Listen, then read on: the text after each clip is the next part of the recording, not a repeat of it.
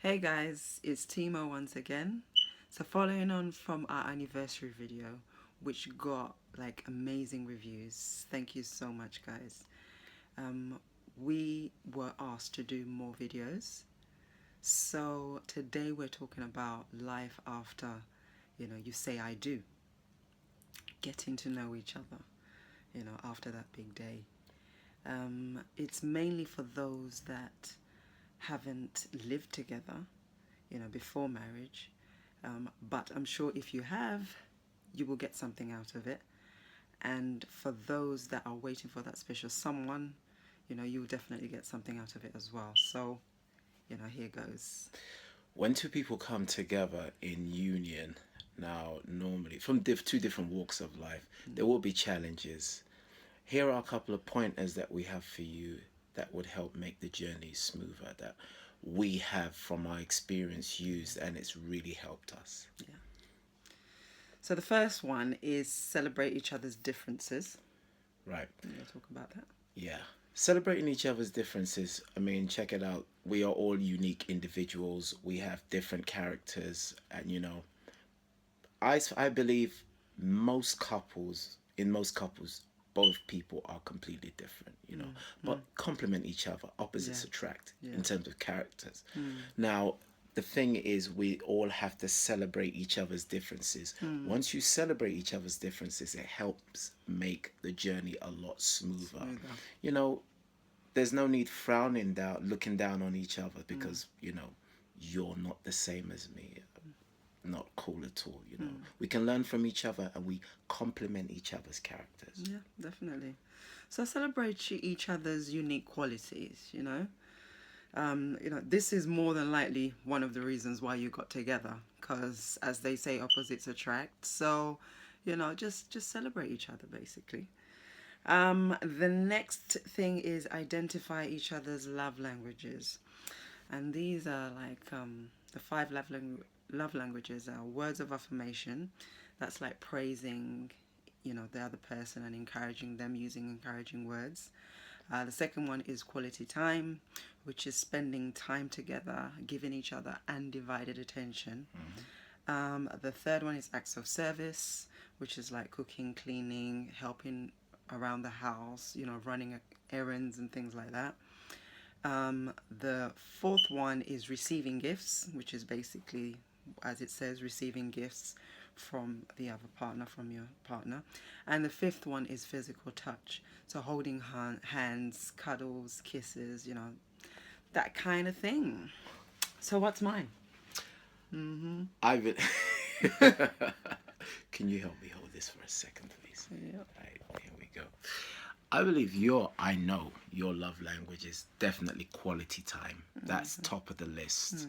And I do that by taking time out because we've got very hectic schedules, but taking time out and making sure I spend time with my wife, you know, giving her that attention. It's very important because that's her love language and that's what she understands. Words of affirmation is important as well, but definitely quality time tops the list. So you think what quality time and words of affirmation? Yeah, I do believe that. Getting But my words mixed up now. I do believe that quality time tops the list. What do you think mine are? Yours, I'd say, are. I think you're a bit of everything, but words of affirmation, definitely, because you like to hear like encouraging words, especially when we're going through like challenging times. And I'd also say, I know you like acts of service as well, because when I do certain things like, around the house, bringing your food and stuff, and you're like, thank you, thank you. You make like a big deal out of it. I'm like, okay, well, at least I'm feeling appreciated. So, yeah. That's nice. I'll say you scored 100 points. Oh, okay. Well, you're like nearly there. Nah, yeah, we're doing well. You're doing well. You're doing good. Thank you, thank you, thank you. Yeah.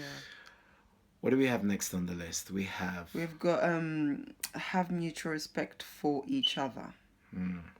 I feel this is a very important one, don't you think? Yeah. So obviously this is all about getting to know each other. And the third thing, like we're saying now, is having mutual respect for each other. Um, Yeah, you wanted to talk about that, didn't you? Yeah. Basically, I feel for this, in order to make a relationship flow, having some kind of respect Yeah. whereby you speak to each other. When you respect a person, if you love a person, you respect them. You have regards for them. You don't look down on them. You don't talk to them in the condescending manners. But I guess some people don't see that. They don't visualize that as love. They don't perceive it as love. Some people like to scream at each other. That's their form of love. Tough love. Not all of us do tough love. You don't. No, Neither do I. no. Exactly. So We love to love. we love to love. And we're still learning about love. Yes, we are. Okay. Yeah, I'm gonna take over this right now. So Okay. basically, treating each other with respect Yeah. is very, very key. Key, And in yeah. order to make the relationship flow, make it harmonious, make the channels really open, so you have a smooth sail on your marital journey, Yeah. mutual respect is definitely important. Definitely needed. Treating each other right. Yeah. I mean, don't take each other for granted, you know? The one thing that I like to keep in my mind is that, you know, he didn't have to choose me and vice versa. Do you see what I mean? But now that we've chosen each other, let's make it a nice, comfortable ride as much as possible. Do you know what I mean?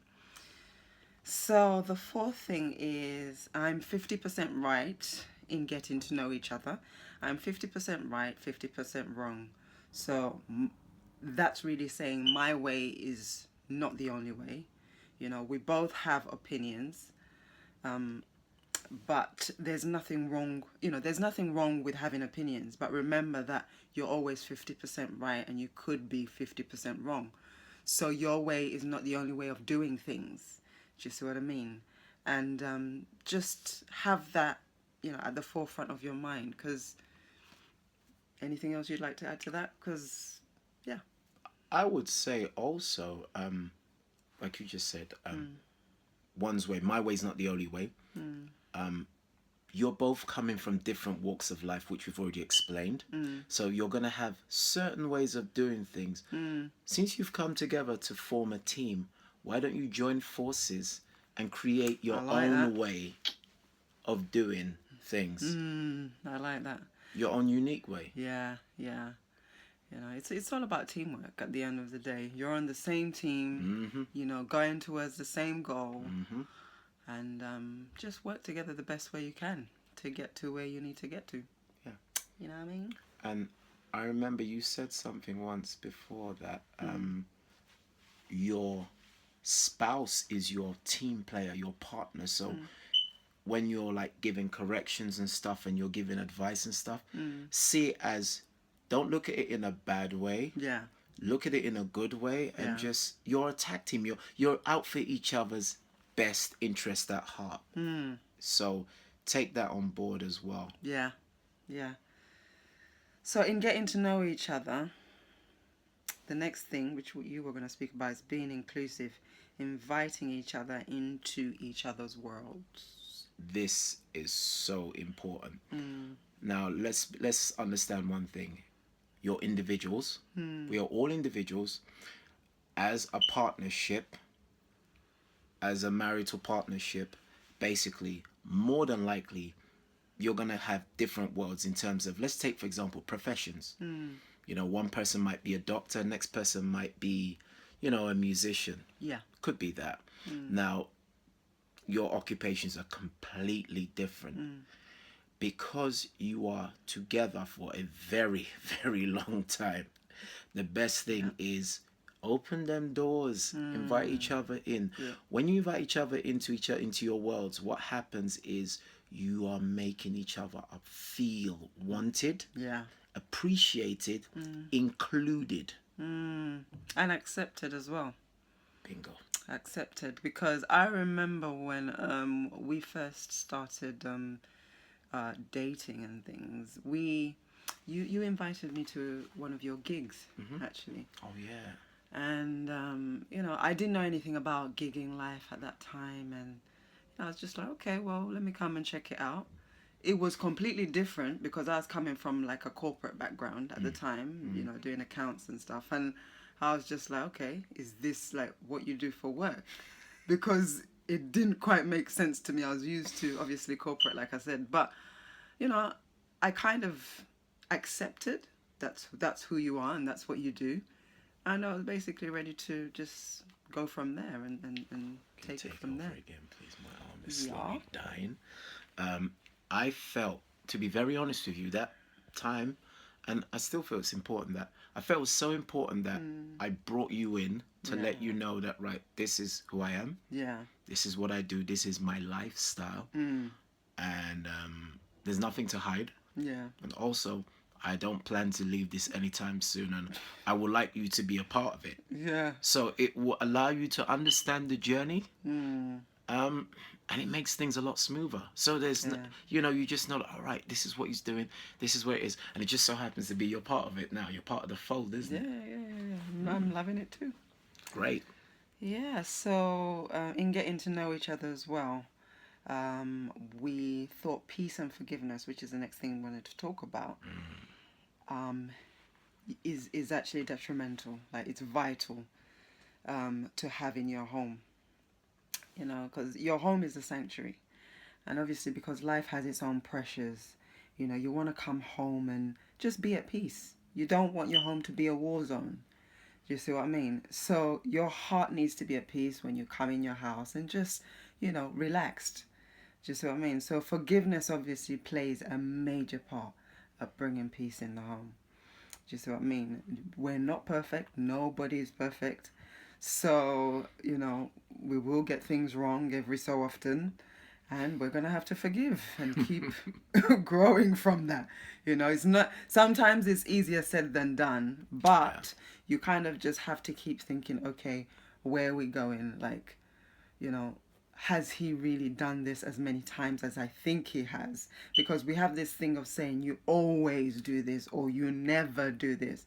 And sometimes it can be a bit of an exaggeration, depending, basically, when it happens a number of times, it can then become like in your mind, it's like it's always. But if it's happened once or twice or three times, it's not really always, is it? So you kind of have to look at it like, okay, I'm going to forgive. And in that, the other person also needs to say, you know what? Have I got something that I need to work on here? For example, we have this thing of sometimes lateness can be a bit of an issue, you know? So either one of us is like, okay, we're gonna have to work on this thing. We're gonna have to keep repeatedly work on this thing, and it can be a bit of a frustration. But I think we've come a long way, a long way. Do you see what I mean? We've improved. We're on time. Do you see what I mean? So, yeah, Can I add to that? yeah, definitely. Also, I think we, as people in relationships, we need to look at certain points. Okay, this person you're with, do you plan to spend the rest of your life with them? Now, some people might say, "Oh, I don't really know about that," but okay, this is for you that plans to spend the rest of your spouse, Yeah. rest of your life with your spouse. Yeah. You see it as, you know what, I'm not planning to pack up anytime, Soon. so therefore, I want to make this work. And since I want to make this work, I need to learn to forgive because as human beings, we're not perfect. Yeah. And because we're not perfect, we're all going to make mistakes. Let's just make the ride a little bit easier Easier. on each other. So, Yeah. okay, you made a mistake. All right, let's try not to do that again. You know, let's just try and move things a bit forward, and forgive. And it just makes atmosphere a lot more peaceful. It keeps peace in the environment. Yeah. Yeah. So the last thing in getting to know each other is follow the template of your marriage. And by that, we mean like the foundation. We believe in God, and we believe that, he played a huge part in bringing us together. So we believe obviously prayer is a major thing for us to keep us together, to maintain our marriage, because a lot of the times when we come to like a deadlock, where we're both like adamant that the other one's got a strong point, this one's got a strong point, it's like, okay, let's pray. And you know what? It actually softens everything up. That's our foundation. That's our template. Like, that's where we go for solace. We get answered prayers from that, You got and that answers. works. Yeah, answered prayer answers. That really works for us. Do you see what I mean? And that's a great foundation for us. Do you see what I mean? So you have to find what works for you, what works for your marriage. Do you see what I mean? Certain things like certain books were introduced to us when we started seeing each other, isn't it? Marriage books and things like that. And some of them actually were good and some were not as great. Do you see what I mean? And people would swear by some of these books. Like, for example, I think it was Men Are From Mars, Women Are From Venus. Like, we tried to really read this book and understand it for us, but it didn't quite work, to be honest. And and some other people will swear by it. So find what works for you. Do you see what I mean? And learn from others as well. We learned from a number of married couples. We had what was it? Penny and Alex. What did they do? They They had had us like a around. session for us every Monday Yeah. before we got married, and we were like talking to them and asking them questions and things like that. So, find a couple that inspires you and speak to them, about marriage and any questions that you have and things like that. So, yeah, that's basically what we wanted to say about getting to know each other. You know, life after you say I do. Anything else? Yeah, that's really the main thing. I Yeah. mean, keep peace in that environment, keep it nice and happy, you know. I think another thing is if your partner waves the white flag, do your best to accept, you know. Just be happy. Yeah. Forgive. Seriously. Some things you're gonna laugh over after it's done. And I think you can hear the baby crying now. So we have to go. But yeah, it's been great. And yeah, Timo signing out. Take care. Bye.